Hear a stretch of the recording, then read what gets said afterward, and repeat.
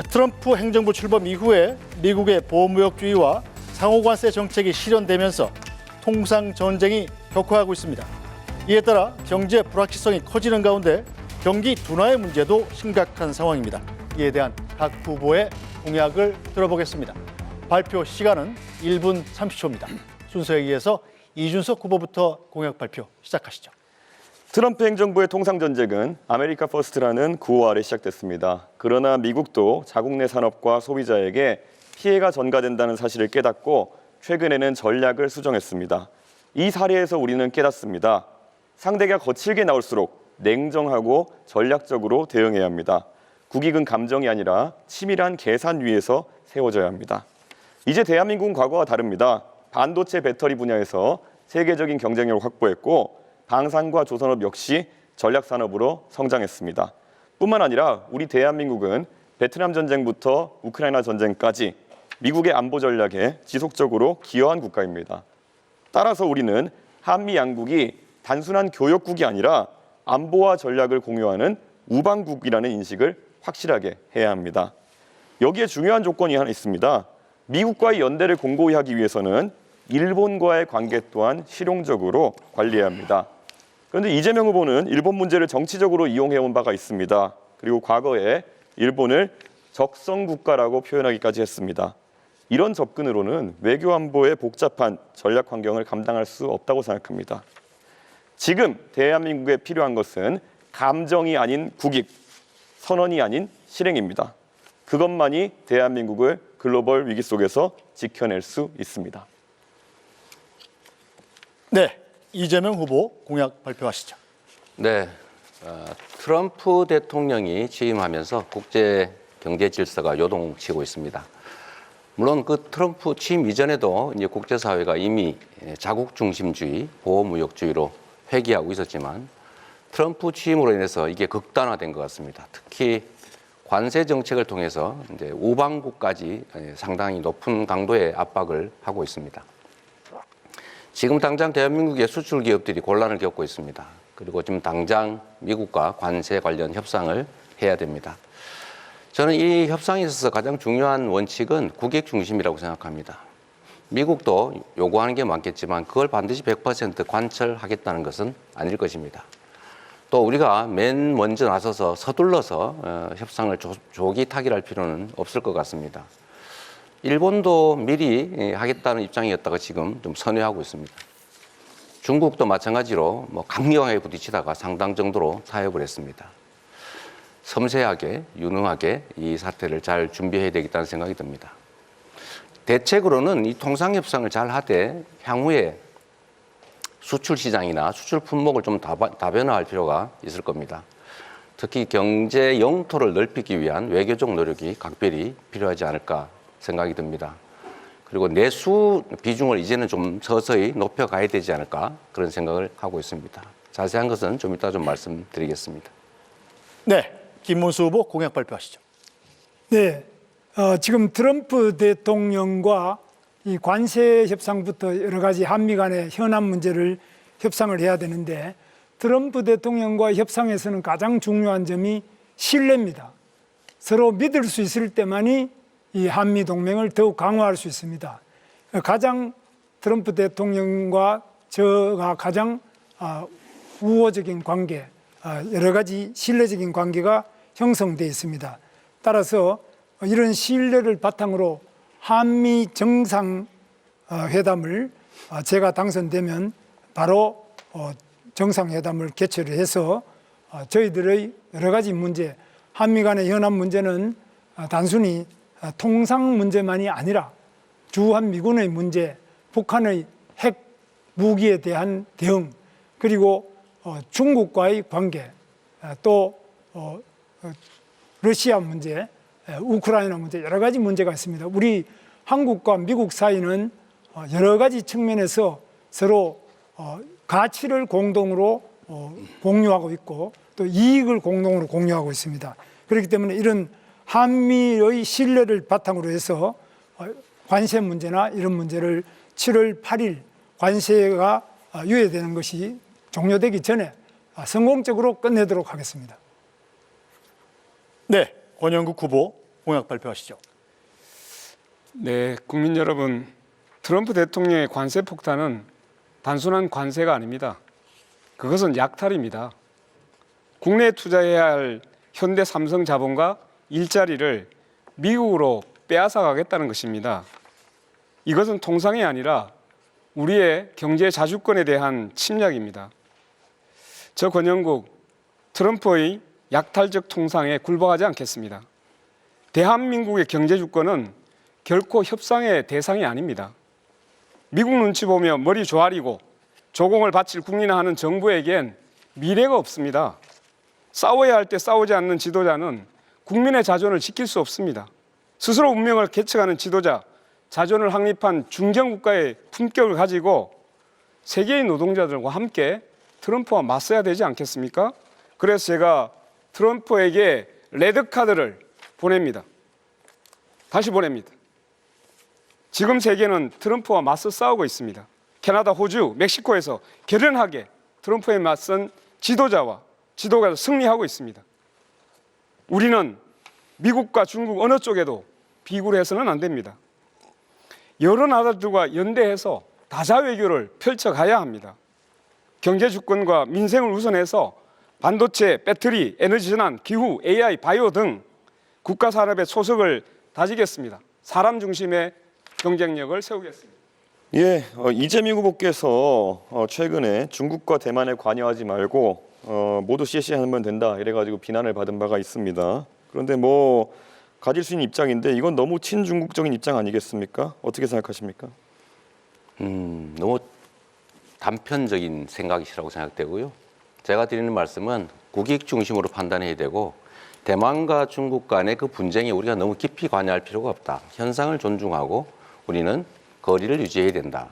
대만과 중국이 다투면 뭐 대만에도 좋은 관계를, 중국에도 좋은 관계를, 다른 나라도 좋은 관계를 유지할 필요가 있다. 제가 그런 취지의 말씀을 드린 것이고요. 중국 친중이다 이렇게 생각하는 것은 참 그 정치인으로서는 좀 적절치 않은 표현 같습니다. 예, 그런데 이런 관점에서는 그러면은 앞으로 국제적 분쟁이 발생했을 때 다른 나라도 우리에 대해서 비슷하게 생각할 수 있는 거 아닙니까? 미국 입장에서 트럼프가 뭐 한국이 북한하고 좀 싸우면 어때? 우리 그냥 둘 다 CS하면 되지 이렇게 나오면 곤란한 거 아닙니까? 일반적인 사례와 특수 상황에 대한 사례를 좀 구분하시면 좋을 것 같아요. 뭐든지 극단화시키는데 지금 통상적인 외교와 통상적인 무역 그리고 통상적인 국제관계의 얘기를 한 것이고 침략을 한다든지 전쟁이 벌어진다든지 하는 상황이 벌어졌을 때는 그 상황은 또 다른 것이죠. 계속 말을 돌리고 계신 게 잠깐만 제가 답변할 때 좀 확인하고 하시죠. 네, 답변 30초 시간을 보장하셔야 그래서 됩니다. 그런 점들에 대해서는 극단적으로 좀 판단하지 않으시면 좋겠습니다.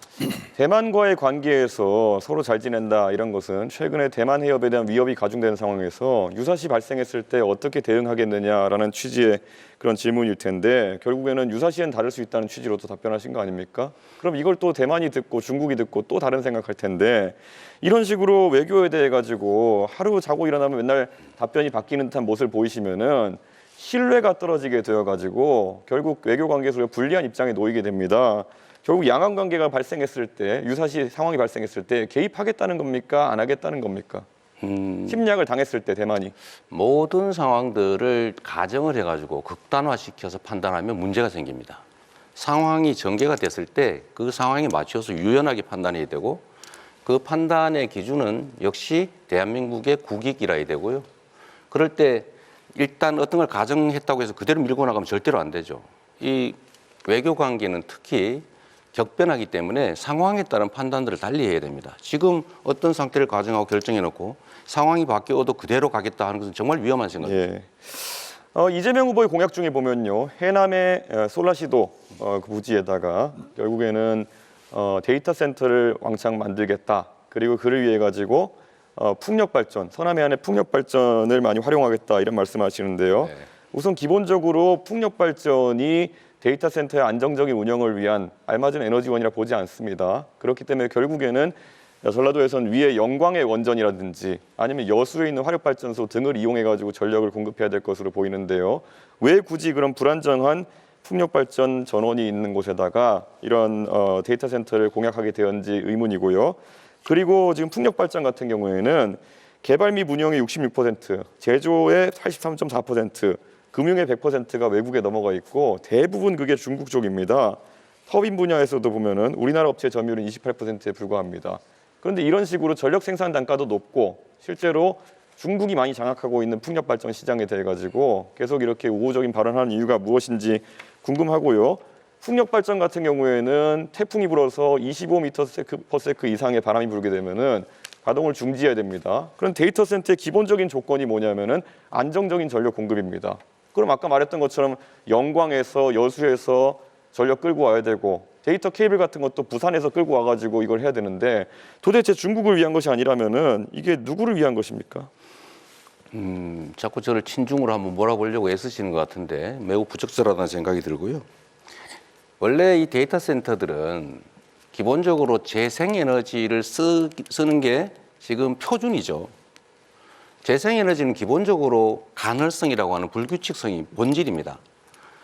그래서 이 SS라고 하는 시스템을 넣는 거죠. 에너지 스토리지 시스템을 만들어서 많을 때는 저장하고 적을 때는 공급하고 또 기저전력도 공급할 수 있기 때문에 불가능하다 생각하는 것 자체가 좀 잘못된 생각인 것 같습니다. 그러니까 그 ESS라는 것도 하루 이틀 버티고 2, 3일 버티는 것이라서 제가 구체적으로 태풍 같은 상황이 발생해가지고 4, 5일 동안 만약 풍력 발전기가 가동하지 않게 되면은 계통 자체가 흔들리게 된다라는 말씀을 드리는 건데 그렇게 자꾸 피상적으로 말씀하시면은 토론이 되지 않습니다. 그래서 김문수 부님께 여쭤보겠습니다. 네.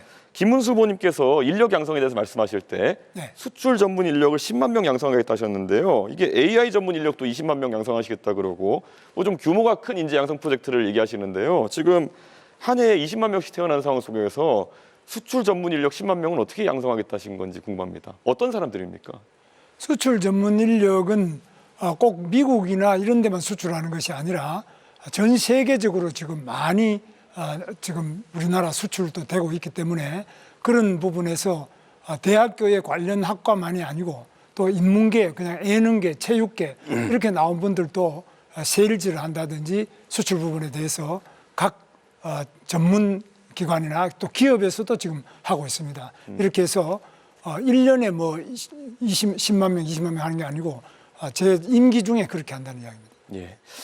이재명 후보께서 옛날에 2023년에 윤석열 대통령이 미국의 대중국 반도체 판매 통제 요구를 수용하면은 직권남용이다 이렇게 말씀하셨습니다. 형사적 죄가 된다고 말씀하신 건데요. 이런 미국의 요구에 대응해야 된다. 결국 불응하라는 얘기인데요. 사실 이렇게 얘기하실 것 같으면 최근에 HMM의 본사 이전이라든지 이런 것에 개입하시는 것도 직권남용죄에 해당할 수 있다 이렇게 볼 수 있을 텐데요. 왜 윤석열 대통령은 기업에 대해서 얘기하면 직권남용이고 이재명 후보는 할 수 있다라는 입장인지가 궁금합니다. 예, 이재명 후보. 네, 자 이준석 후보의 질문하신 거예요? 주도권 시간이 끝났기 때문에 자 다음 이제 이재명 후보의 주도권 토론 시간입니다. 답변부터 시작하셔도 됩니다. 네, 뭐 별로 중요하지 않은 얘기라서 간단하게 말씀을 드리면 제가 강제로 하겠다는 게 아니고 수출 금지는 강제죠. 부산으로 이전하도록 유도하는 것은 강제가 아니죠. 그런 구분을 좀 하시는 게 좋을 것 같고요. 이 관련이 있어서 미리 좀 말씀을 드리는데 뭐든지 극단적으로 단정하고 전제를 왜곡해서 질문을 하거나 주장을 해요. 예를 들면 제가 말씀드린 것은 경제는 순환이다. 이걸 설명한 거지 그렇게 하겠다라고 한 게 아닌데 그렇게 하면 안 된다 이렇게 주장하잖아요. 그거 잘못된 거죠. 이게 국민의힘 출신들의 일반적 특성인지는 모르겠는데 김문수 후보도 비슷하시더라고요. 제가 그 커피 원가 얘기를 한 것은 그 원재료 값이 이만큼밖에 안 드는데 시설 잘 갖춰서 팔면은 다른 전업하면 오히려 도움이 된다 이 얘기를 한 건데 이거를 왜곡을 해가지고 그 국민의힘 비대위원장이신가요? 그 김용태 의원이신가? 다운표를 쳐가지고 이재명 후보가 원가가 120원인데 비싸게 판다. 비싸게 팔고 있다라면서 자영업자를 공격했다고 왜곡 조작을 했더라고요. 좀 그러지 않으면 좋겠다는 생각이 들고요. 그다음에 아까 이게 경제가 그냥 정부 재정을 투자하면 효과가 없다 이런 취지의 말씀을 하시는데 제가 그냥 질문은 아니고 그냥 주장이에요. 뉴딜이라고 들어보셨는지 모르겠어요. 경기가 침체가 되면 정부가 재정을 투자해서 그냥 일자리도 만들고 무료로 그 지원도 하고 이렇게 해서 경제가 다시 활력을 찾지 않습니까? 이거는 기본이다. 정부 재정의 역할, 금융의 역할이라고 하는 것은 본질적으로 있는 거죠.